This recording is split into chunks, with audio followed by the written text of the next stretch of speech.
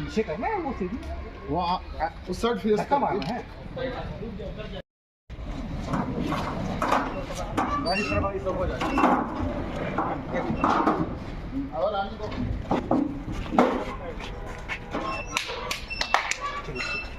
घुमा भी पकड़ो गाड़ी अंदर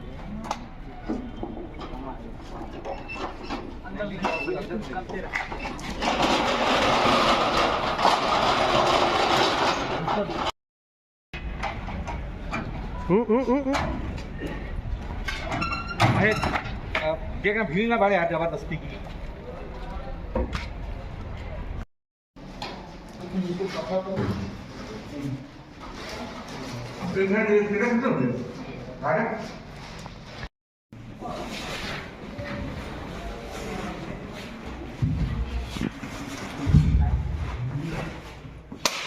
परसों हमारी हॉक फोर्स की जो पार्टी थी वो सर्चिंग में थी, तो उनको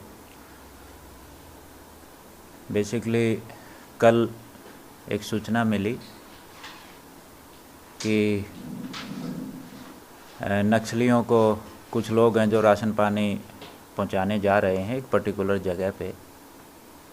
तो इस सूचना पर कार्रवाई करते हुए जब उस पर्टिकुलर जगह के आसपास अपना फोर्स पहुंचा, हॉक जो खटिया की हॉक की टीम है, तो उसको 2 व्यक्ति मिले।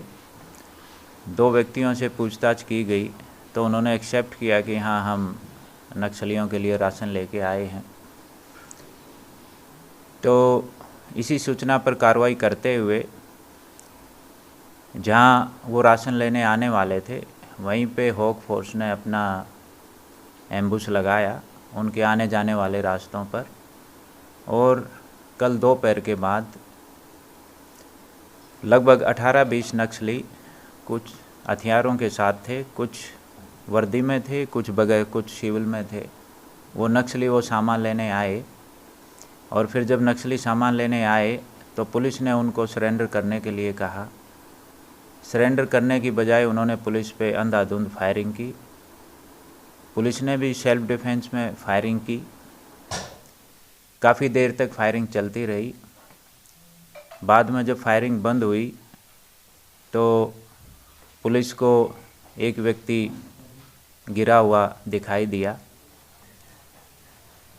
क्योंकि रुक रुक के फायरिंग हो रही थी तो पुलिस भी अपनी पोजीशन लिए हुए थी।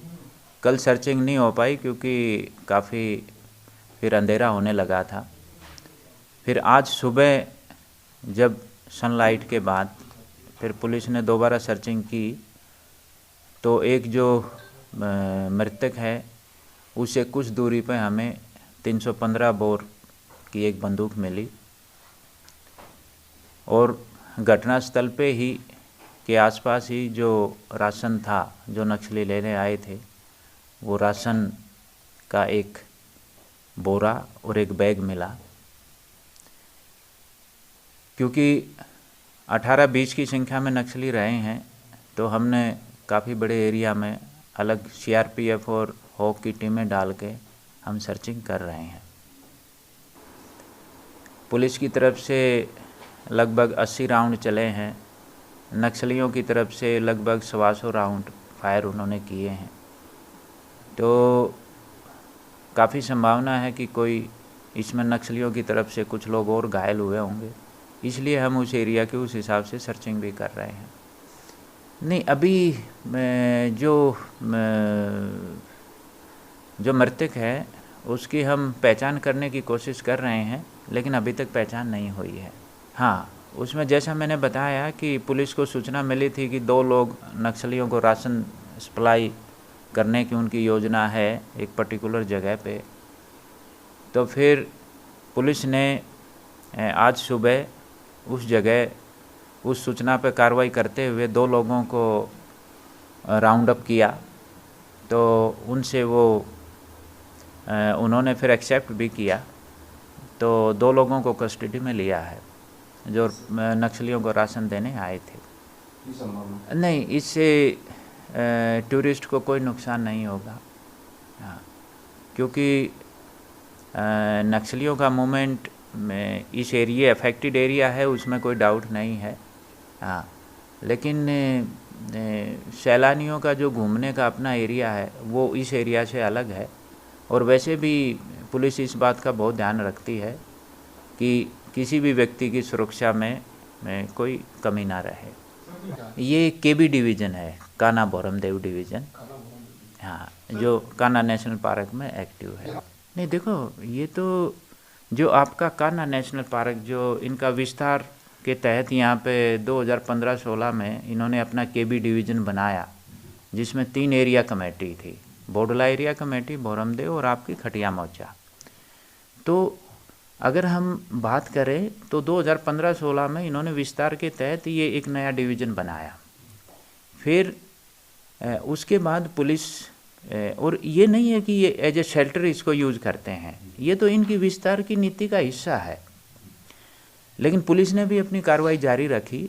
तो आज अगर हम माने कि 2015-16 में जहाँ यहाँ 3 कमेटी थी, 3 एरिया कमेटी होती थी, आज केवल 1 एरिया कमेटी बची है।